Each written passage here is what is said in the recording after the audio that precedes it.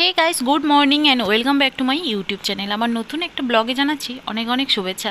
আশা করি সবাই ভালো আছো, আমিও ভালো আছি।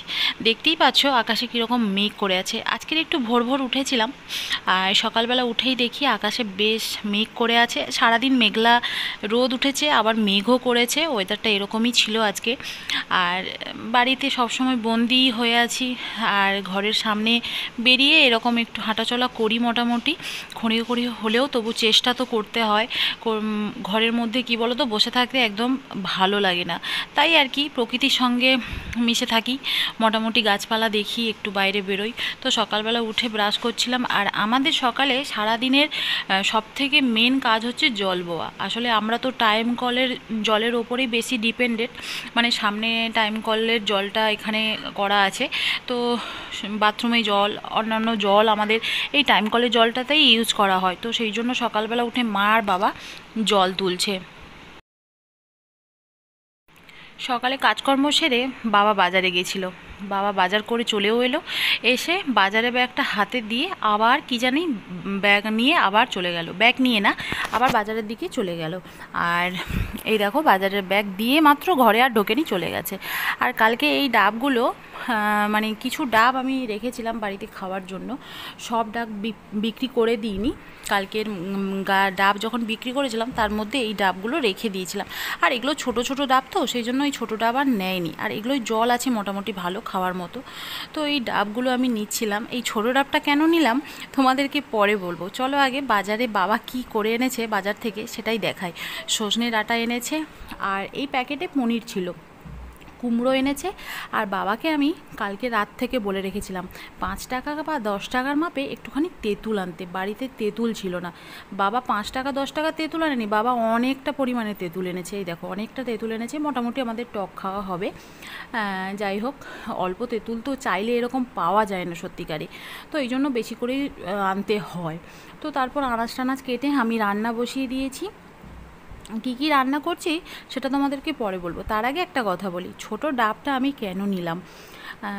কিছুদিন আগে ইউটিউবে প্রায় দেখছিলাম ডাব মাখা হচ্ছে। ভিডিওটা ভাইরালও হয়েছিল, ডাব মাখা সবাই দেখি করে খাচ্ছে। তো আমি কি ভাবলাম যে বাড়িতে একবার মানে ট্রাই করব ডাব মাখা কেমন খেতে হয়।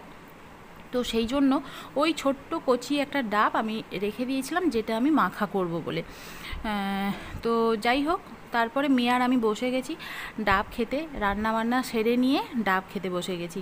অনেক ডাব, আর ডাব তো মানে কিনে খেতে একসময় আমরা 40 টাকা 50 টাকা দামে কিনে বাজার থেকে খাই।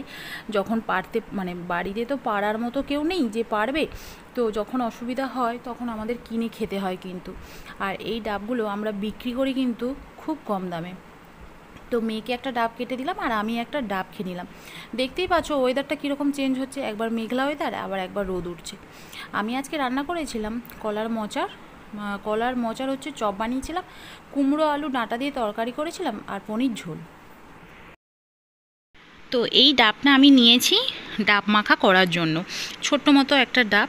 ভেবেছিলাম কি ডাবের মধ্যে জল নেই, অথচ ডাবটা যখন আমি মানে বঁটিতে কাটতে যাচ্ছিলাম, মানে বঁটিতে অনেক চেষ্টা করেছিলাম ডাবটা কাটার, অথচ কাটতেই পারিনি, কারণ বঁটিতে তেমন একটা ধারও ছিল না, আর কাটতে আমি পারিনি মোটামুটি। তারপর ওই দাউলি দিয়ে ডাবটা আমি কেটেছিলাম।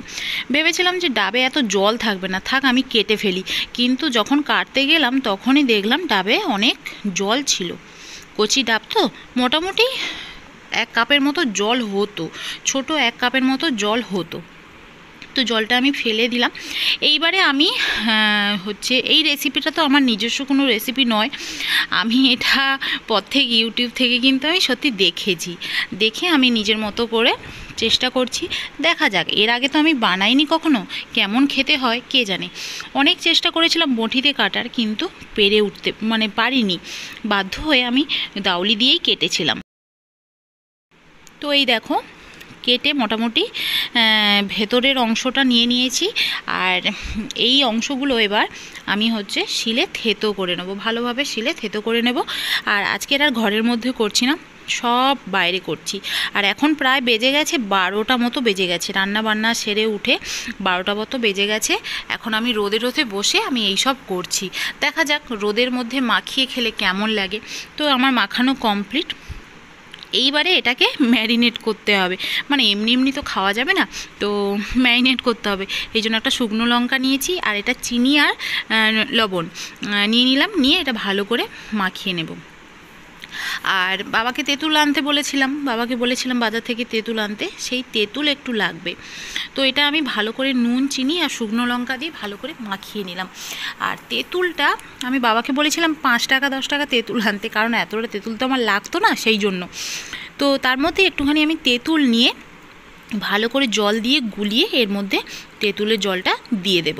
আর মেয়েকে আমি বলেছিলাম ধনেপাতা তুলে আনতে বাগান থেকে, ওই দেখো মেয়ে ছুট্টে ছুট্টে ধনেপাতা তুলে নিয়ে চলে এসছে।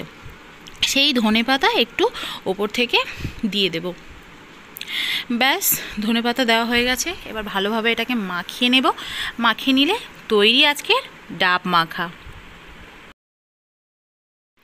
তারপর রোদের মধ্যে বসে পড়লাম ডাব মাখা খেতে। কি জানি কেমন খেতে হবে, চলো একবার ট্রাই করে দেখি। তো মোটামুটি আমি খেয়ে দেখছিলাম কেমন খেতে। খানিকটা দেখতে তো সেই চালতার আচারের মতো, শুকনো শুকনো তালতা আচারের মতো। প্রথমটা ভাবলাম যে কী রে বাবা, কষা টাইপের নাকি, কিন্তু রোদে বসে যেহেতু তেঁতুল আছে, খেতে বেশ ভালো লাগছিল, টক টক বেশ ভালোই খেতে লাগছিল। তো কি বলবো, এর রিভিউ আর আমি কি দেব, মোটামুটি খেতে খারাপ লাগেনি, ভালোই লেগেছে। তোমরা একবার নিজের মতো করে বাড়িতে ট্রাই করে দেখো কেমন খেতে লাগে। তো আজকে ভিডিওটা এতটাই। আর আজকে ভিডিওটা তোমাদের ভালো লাগলে অবশ্যই লাইক করে দিও, শেয়ার করে দিও। চ্যানেলে যারা নতুন আছো তারা তাড়াতাড়ি সাবস্ক্রাইব করো, আমার পাশে থাকো। অবশ্যই আমি নিত্য নতুন ভিডিও তোমাদের জন্য আপলোড করব। তো চলো দেখা হচ্ছে পরের ব্লগে, ততক্ষণ সবাই কিন্তু ভালো থেকো, টাটা।